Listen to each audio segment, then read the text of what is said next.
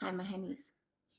This week's episode is the third installment in our current series on shadow states, which is episode 6 or 7 in the emotional frequency scale series. In today's episode, we're going to be discussing the difficult shadow state of rage. That emotion that can feel scary. And hopefully, by the end of this episode, we can all realize that we really don't need to be afraid of rage.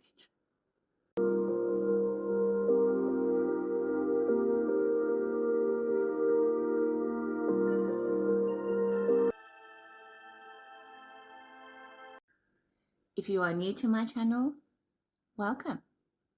This is Empower Empire, where I endeavor to share helpful tools with you for your personal empowerment.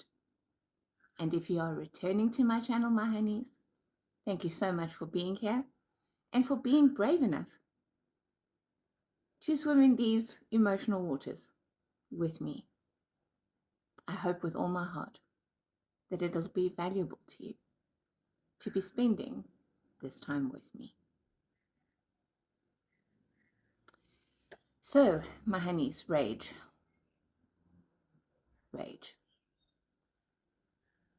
That fire, right?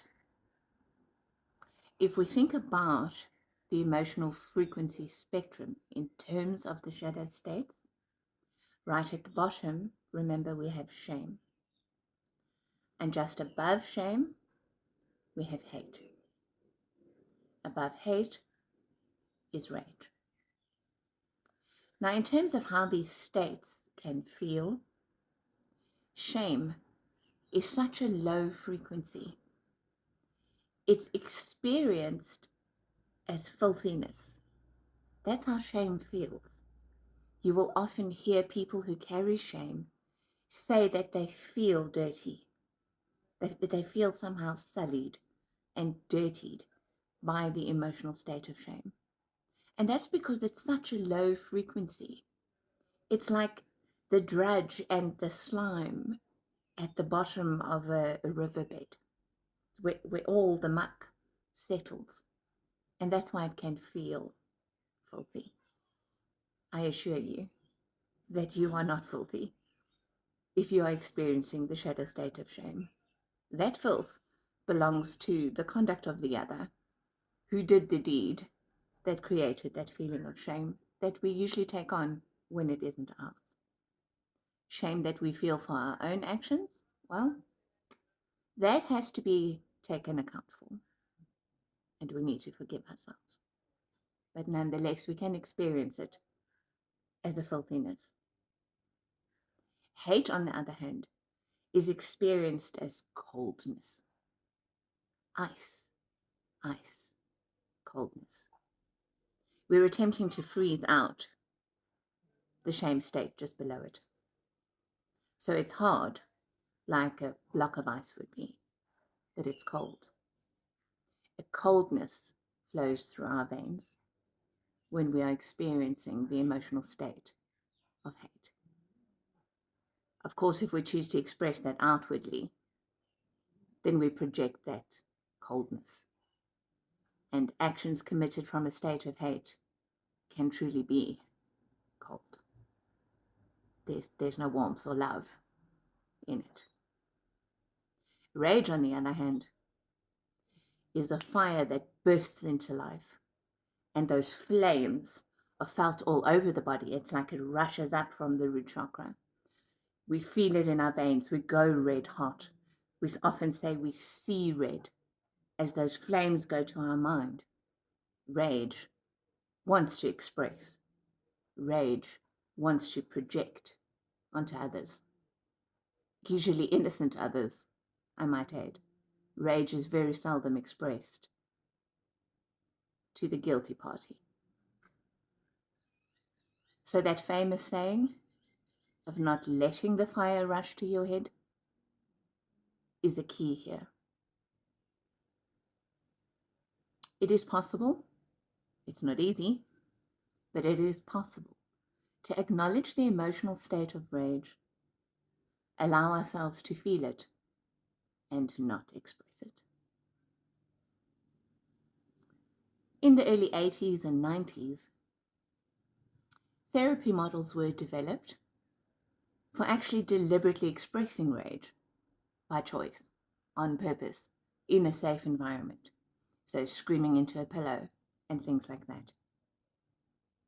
And that can have its benefits, it can have its uses, especially initially, to get some of that energy dissipated. It's also very often seen in the more combative sports. It can be useful to express rage in terms of martial arts or boxing, things like that. But what we have learned since that time is that overall, the expression and the outletting of rage isn't actually healing. It doesn't actually reduce the quantity of internalized rage. It can create a slight lifting of the pressure, some steam is let off for a while, but the fires of rage keep burning, so the steam keeps building up, regardless of how often it is expressed, even within a therapeutic setting and a safe environment. So expressing the rage doesn't appear to be the way to get rid of it or to stop feeling it. So what is then? Well, my honeys, what douses fire? What is the only thing that can put a fire out? Well, two things, actually. Depending on what the cause of the flame is, if it's oil-based, then suffocating it, taking away its oxygen, no longer breathing life into that fire, can put it out, as can water. So those are two big clues for us in terms of our own personal emotional process when it comes to our rage. Are we giving it oxygen? In this case, it would be, what are we thinking about the rage we feel? And how much truth is in those thoughts? And what are we feeling about the rage we feel? And is there any light, compassion, or insight in those feelings? How much oxygen do we keep fanning these flames with? And then secondly, water. Like all shadow states, rage is actually trying to help us not to feel the pain that we truly need to feel in order to heal. So again, if we would let ourselves feel the pain and actually release it via tears, that rage would subside. However, that needs to be done with someone who can hold space for the expression of the pain. Someone preferably with some training. Someone who can hold you energetically, emotionally, physically, psychologically, while you release the pain. Because you see, my honeys, rage isn't actually anger. It's not the more extreme version of anger. Sometimes I'm angry and sometimes I'm enraged. They're not the same thing. And even anger isn't actually anger. Anger, in truth, is pain's bodyguard. Anger is what's helping us not to feel the pain that we actually feel. So in that scenario, rage would be the company that employs the bodyguard of anger. That's the business they're in, making sure we don't feel pain. But you see, my honeys, we have to feel it if we want to heal it. We have to be prepared to feel our feelings. And no, that doesn't mean expressing them. It doesn't mean hurting somebody else, even the party that hurt us. Emotional processing is a process that takes place within ourselves, with ourselves. Even if we're doing that with another human who's holding space for us. It is our own process to come to understand our feelings. One of the ways that is very effective in terms of actually being able to feel feelings that have been suppressed by states like rage is emotional journeying. This is work that I do with my one-on-one connections. But you can look online and find so many wonderful journey practitioners. The journey is simply the process of being able to drop down through emotional frequency states to find the core and the heart of what we actually feel. The other thing to remember about rage, burning as that hot fire and those flames, is that hot fires harden things. Think about pottery, for example. Those kilns, things are strengthened by going through the fire.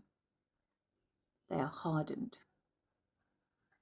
When we indulge in too much of an emotional state of rage for too long, it has the side effect of hardening us. This is how we construct heart walls that keep pain out. We harden our hearts, we harden ourselves against the truth of our feelings. We become that vessel that's been baked. In the old days, they used to talk about tough nuts to crack. That's why. The emotional state of suppressed rage hardens us. The conduct of constantly expressing rage and projecting it out hardens us and moves us further and further and further away from the potential of our own healing. Because feeling is healing, my honeys. So that's the thing about walls we've constructed. They can be broken down. We can let the light and the love back in. We can turn on the switch of feeling in order to release, in order to heal. We can be brave enough to do that. But please don't do it alone. Please don't do it alone. This is a universe full of love and support. We can shift these states, my honeys. They are just shadows. They disappear as soon as the light is present. I encourage you, my honeys. Don't stay lonely behind those hot walls. Don't stay cold inside of the feelings that you don't want to feel. In the muck and the darkness, the little spark is always there at your core, and it's calling you. Much love.